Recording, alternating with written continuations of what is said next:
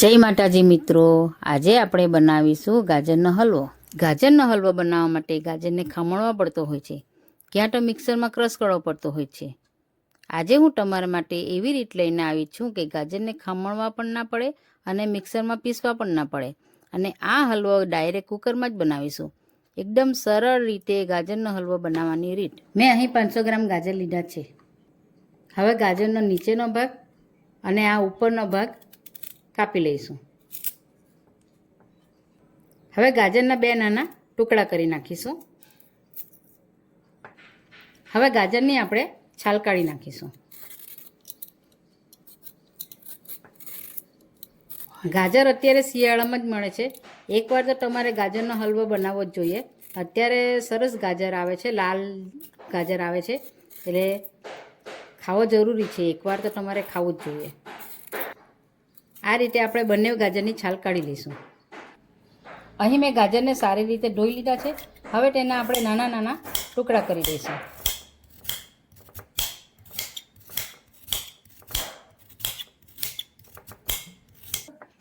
આ રીતે નાના નાના ટુકડા કર્યા છે. તમારે આનાથી મોટા જોઈતા હોય તો પણ તમે કરી શકો છો, અને નાના જોઈતા હોય તો પણ તમે કરી શકો છો. આ જ રીતે આપણે બધા જ ગાજરને કટ કરી લઈશું.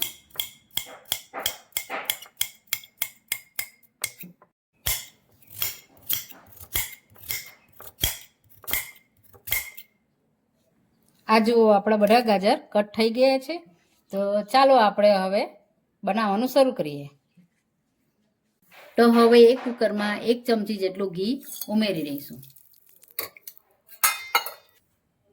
ઘી ગરમ થઈ ગયું છે. હવે એમાં ગાજરના નાના નાના ટુકડા કર્યા છે તે ઉમેરી દઈશું. એને બરાબર મિક્સ કરી દઈશું. કુકરમાં બનાવવાની એકદમ સિમ્પલ રીત છે, ખમણિયા વગર અને મિક્સરમાં ક્રશ કર્યા વગર એકદમ સહેલી રીત છે. 1 મિનિટ સુધી આપણે મીડિયમ ગેસ પર મિક્સ કરતા રહીશું. નીચે બળીને જાય એટલા માટે આપણે મિક્સ કરતા જઈશું. 1 મિનિટ સુધી આપણે બરાબર એને શેકાવા દઈશું. અહીં મેં 2 વાટકી જેટલું દૂધ અંદર ઉમેરી દઈશું. હવે આપણે એને મિક્સ કરી લઈશું.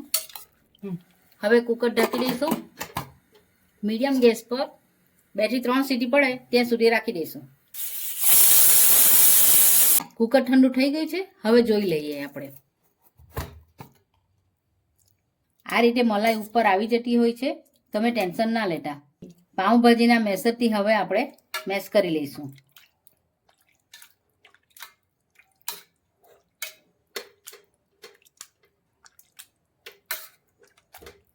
આપણે ગાજર બાફી કાઢ્યા છે એટલે આપણો આસાનીથી એકદમ મેશ થઈ જતા છે.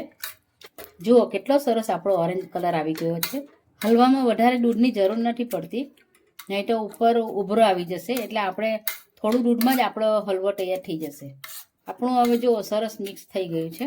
હવે આપણે ગેસ ચાલુ કરીએ ને આપણો ગેસ હવે ફાસ્ટ જ રાખવાનો છે, ફૂલ રાખવાનો છે. અહીં 1 વાટકી ખાંડ ઉમેરી દઈશું. હવે બરાબર મિક્સ કરી લઈએ.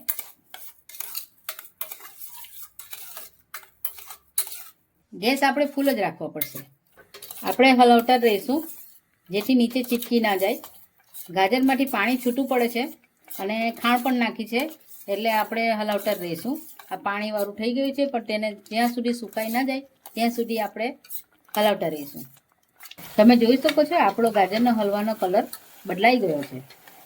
તમે જોઈ શકો છો થોડું થોડું આપણું આ દૂધ સુકાવા લાગ્યું છે.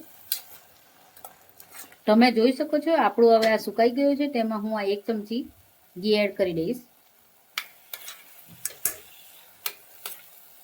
ઘી બિલકુલ ઓપ્શનલ છે ને નાખે તો અંદર શાઇનિંગ સરસ આવે છે. આ મેં અહીં કાજુ બદામ દ્રાક્ષના ટુકડા કર્યા છે તે એમાં નાખીશું. 1 ચમચી એલચીનો પાવડર એડ કરીશું. હવે બરાબર આપણે મિક્સ કરી લઈશું. ગાજરનો હલવો આપણો સર્વ કરવા માટે રેડી છે. એકવાર જરૂર બનાવજો, ઝટપટ હલવો બની જતો હોય છે. આ રીતે ગાજરનો હલવો બનાવશો તો 15 થી 20 મિનિટમાં હલવો બનીને રેડી થઈ જશે.